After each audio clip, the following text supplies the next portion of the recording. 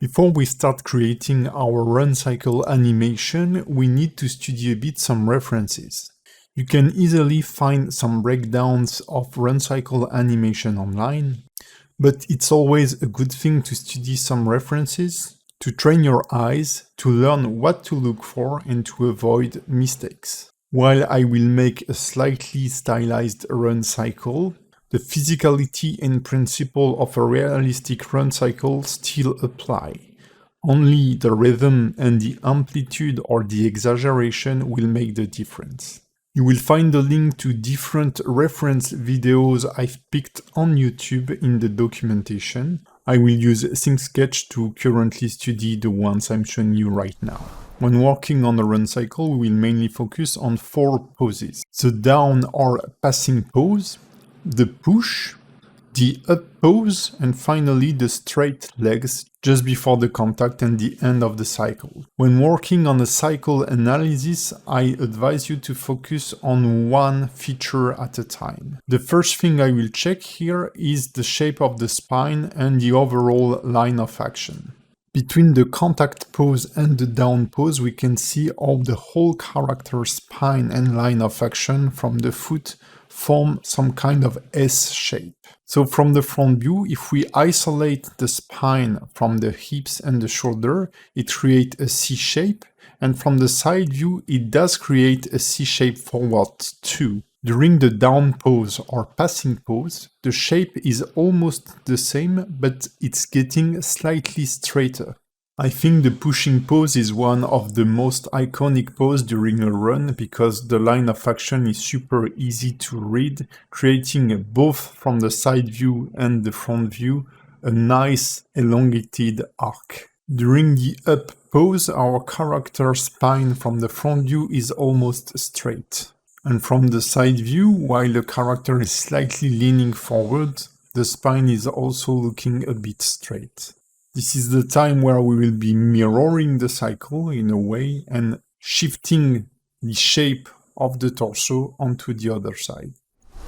One of the most important things to get right when animating a character is the relation between the shoulders and the hips. The thing you must keep in mind whenever you are posing the torso of your character is counterposing or contrapposto.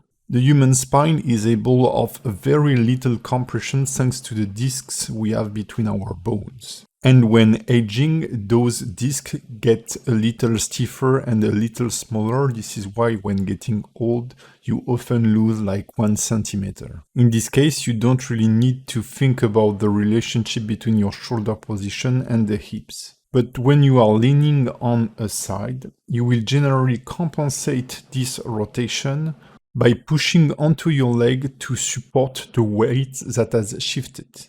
As you're trying to keep balance, your hips will be raising upward toward the leaning shoulder. So when you're posing your character, always think of a V shape formed by the plane of the shoulders and the plane of the hips. From a side view, we will have exactly the same behavior. If you lean forward to pick something on the ground, for example, your hips will naturally rotate the opposite way so that you keep balance. Just make a test, try bending forward and rotate your hips backward. You will have a very hard time keeping balance. And you will tend to move your whole body back so that your feet are aligned with your neck.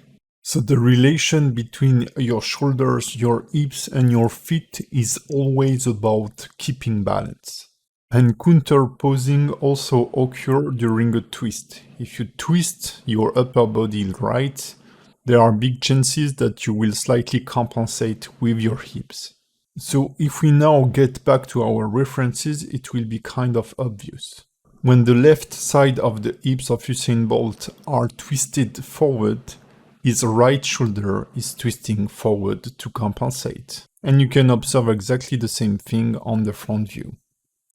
If we get a little further in the video, we can clearly see this twisting, with the left shoulder forward while the hips are twisting the opposite way. If we have a look at some of the key poses of our characters, we will easily find our V shapes. During the passing or down pose, all the weight is on one foot, pushing the hips upward. If you have a hard time distinguishing the hips, you can use the silhouette of the character. So we can see the hips raising from left to right and the shoulder leaning down from left to right. During the up pose, where both feet are no longer on the ground, we generally have almost a straight hips and straight shoulders, some kind of parallel hips and shoulders. Since the body is no longer supporting any weight, but prepared to transition into bending the other way. But as we transition to the contact pose, we can see the hips and shoulder counterposing again into a V shape. And from there we will be transitioning into a new passing pose, where the leg is pushing the hips upward and the shoulders are compensating.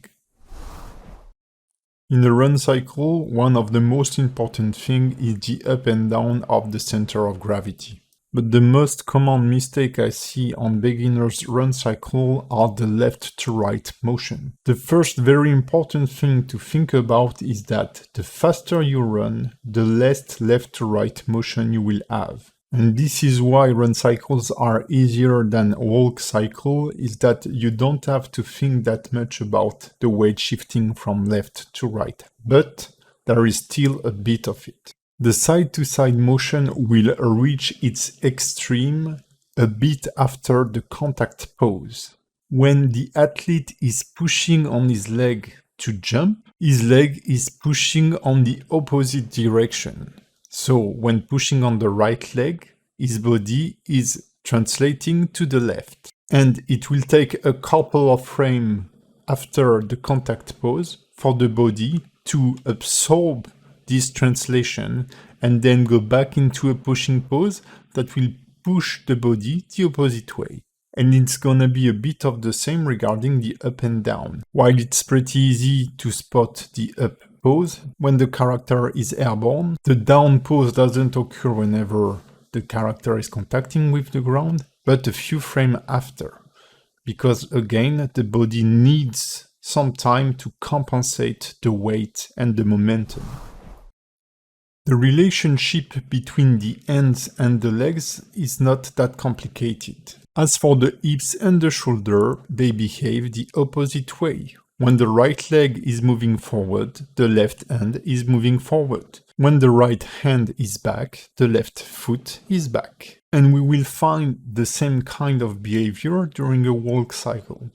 But there is a subtle but very important difference. In a run cycle, hands are not reacting to the motion, but they are leading the motion. If we track the left hand of Usain Bolt, we can see that it reaches its extreme forward pose or upper pose before the right foot. And as the foot reaches its extreme forward pose, the left fist has already started swinging backward.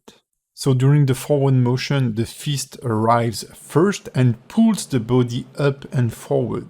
And then it swings backward so that the left hand can arrive first compared to the left hand. And when we hit the passing pose, we can see that the left hand is already a bit backward compared to the right foot. And this is why sprint athletes tend to have a very muscular upper body. It allows them to generate a lot of momentum and energy using their arms to pull their whole body. Again, here we can see the left fist moving forward while the right leg is still dragging back, and now the leg is catching up. So you need to remember that to get a believable run cycle, whether it's stylized or not. Arms are leading the motion. Shoulder and hands are leading the motion.